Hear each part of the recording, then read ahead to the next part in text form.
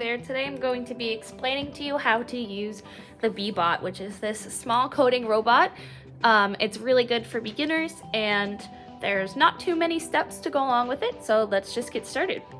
On the back of the Bee-Bot, you will see two on switches. One is on for power and the other is on for the sound. So I'm going to turn both of those on to get started. Once my Bee-Bot is on and ready to go, I'm going to punch in whatever code I want it to do. So I'm going to make it go forward twice, turn left, and forward twice again. So I'm going to hit up, up, left, up, up. And then I'm going to put my Bee-Bot down and I'm going to hit go.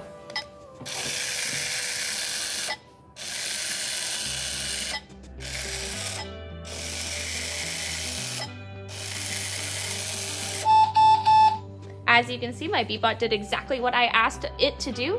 So let's see if I can code something different.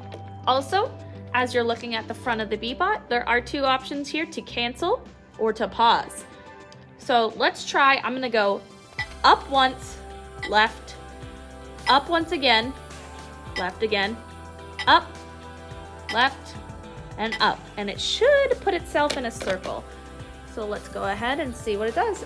All you have to do after you've coded it is hit the green go button right in the middle.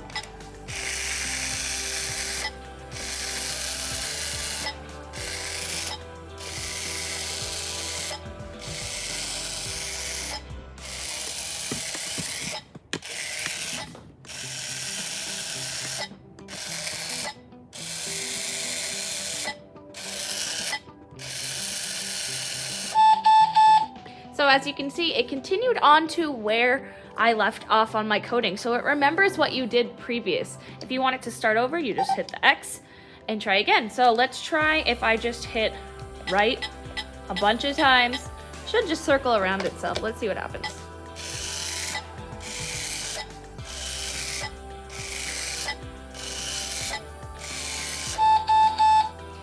And that is how you use the Bee-Bot.